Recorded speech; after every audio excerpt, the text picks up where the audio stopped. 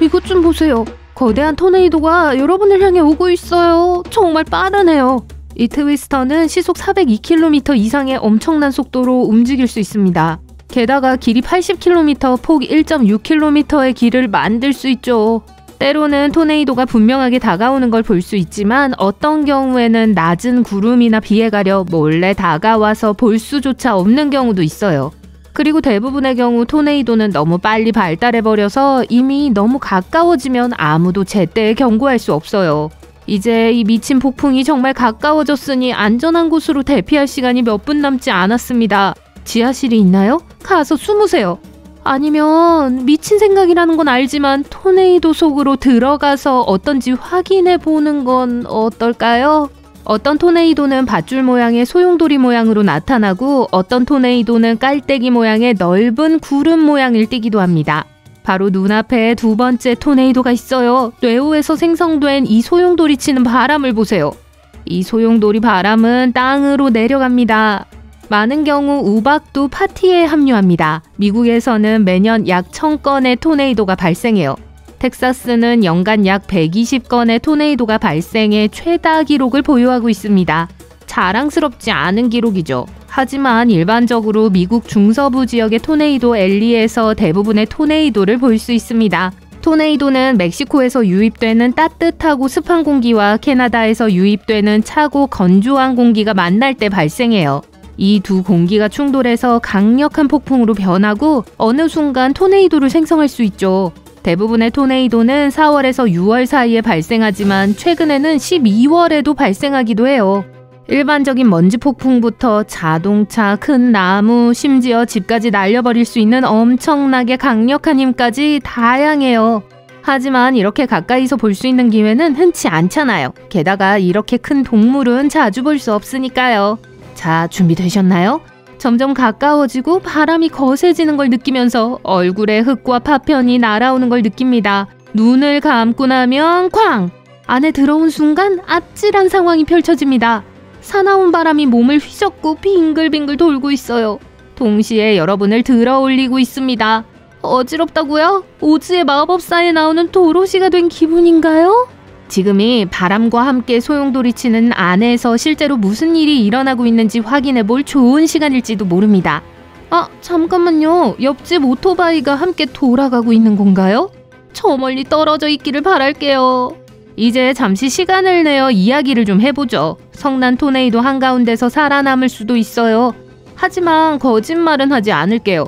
쉽진 않을 거예요. 가장 먼저 느껴지는 건 아마도 온도 변화일 겁니다. 이 미친 토네이도 안은 밖보다 20도나 더 추울 수 있어요. 그 이유는 토네이도 깔때기의 중심이 항상 회전하기 때문입니다. 이 모든 깔때기는 소용돌이 내부를 훨씬 더 차갑게 만들고 코에서 폐까지의 기도를 익숙한 것보다 더 얇게 만들어요. 예를 들어 높은 고도에서 볼 수 있는 것보다 공기의 밀도가 20% 더 낮습니다.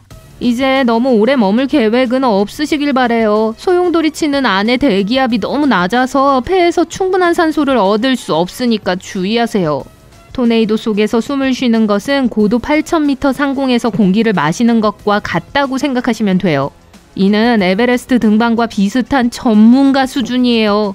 따라서 규칙적인 호흡을 하려면 도움이 필요합니다. 요컨대 몇 분만 지나면 기절할 수 있어요. 하지만 걱정하지 마세요. 제가 이 특별한 마스크를 가져왔으니 숨 쉬는 건 더 이상 문제가 되지 않을 거예요. 내부의 공기 흐름이 얼마나 부드러운지 보셨나요? 일부 폭풍 관측자들은 토네이도 안에 들어가기도 했습니다. 나중에 사람들은 성난 구름과 바람이 소용돌이 쳐서 모든 것이 너무 혼란스러워 보였다고 말했습니다. 내부에서 보면 공기는 놀라울 정도로 부드럽지만 그렇다고 해서 평화로운 승차감을 느낄 수 있는 건 아니에요. 그리고 그 안에는 혼자만의 파티가 아닙니다. 이웃에 오토바이만 있는 것도 아니에요. 나무, 벽돌, 유리, 심지어 자동차, 소, 이동식 주택, 벽돌, 지붕 및 기타 큰 물체도 볼 수 있습니다. 그 혼돈 속에서 충돌하지 않는다면 운이 좋은 거예요. 예를 들어 시속 500km로 소용돌이 치는 파편을 피하기란 거의 불가능합니다. 하지만 기적이 일어나서 무사히 통과했다고 가정해볼게요. 이제 정말 어지럽고 이 모든 것이 언제 끝날지, 이 거대한 토네이도에서 빠져나올 수 있을지 궁금하실 거예요. 토네이도는 결국 속도가 느려집니다. 차가운 공기가 회오리 속으로 들어가기 때문이죠. 단 상황이 진정되고 있다고 해서 긴장을 풀어도 된다는 뜻은 아닙니다. 소용돌이가 끝나면 배는 괜찮겠지만 토네이도가 멈추면 어느 높이에서든 떨어질 수 있습니다. 시골 어딘가에 있다면 부드러운 건초 가마니가 있어 추락을 방지할 수 있겠네요. 잠깐만요. 그건 안 되겠어요. 높이가 14km가 넘는 트위스터에 대한 이야기였잖아요. 낙하산을 가져오셨다면 좋겠네요. 지금이 낙하산을 펴기에 좋은 타이밍이니까요. 안 가져왔다고요? 걱정하지 마세요. 저는 해피엔딩을 좋아하니까 도와드릴게요. 여기 있습니다. 이제 경치를 즐기면서 천천히 내려가고 있습니다. 어지러워서 눈에 아무것도 들어오지 않는다고 해도요. 왜 왼쪽에서 보면 햇빛이 내리쬐는 맑은 하늘이 있는지 궁금하실 텐데요. 토네이도는 종종 뇌우의 가장자리 근처에서 형성되는 경우가 많기 때문이에요. 마치 두 개의 다른 세계 사이의 경계와도 같아요. 게다가 토네이도가 발생하기 전에는 바람이 불지 않았고 공기가 매우 고요했죠? 그것도 흔한 일이에요. 이런 시나리오는 현실적으로 불가능하다는 걸 알기 때문에 토네이도가 가까이 다가오면 안전한 장소를 빨리 찾는 것이 가장 좋습니다. 우선 지하 대피소를 이용하고 대피소가 없다면 지하실이 차선책이 될 수 있어요. 배터리로 작동하는 TV나 라디오를 새 배터리와 함께 준비하세요. 또는 토네이도에 대한 최신 업데이트를 들을 수 있도록 인터넷이 연결된 기기를 준비하세요. 부패하지 않는 음식, 물, 기타 필수품도 준비하세요. 알고 보니 실제로 토네이도에 휩쓸렸지만 무사히 통과한 사람들도 있었습니다.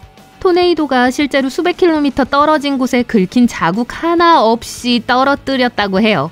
우버 요금 몇 푼 아끼려고 그런 일을 겪다니 정말 대단한 일이네요. 하지만 안전할지 어디로 갈지 장담할 수 없습니다. 그리고 슈퍼셀과 같이 크고 사나운 폭풍을 피하는 건 매우 어렵죠. 슈퍼셀은 가장 강력한 폭풍의 범주에 속하며 대부분 뇌우에 속합니다. 그리고 용오름에 빠진다고 상상해보세요. 물줄기는 약하고 따뜻한 물 위에서 형성되기 때문에 적어도 처음에는 괜찮을 수 있습니다. 따라서 적어도 내륙으로 이동해서 실제 토네이도로 변하기 전까지는 스파데이의 일부처럼 즐길 수 있어요.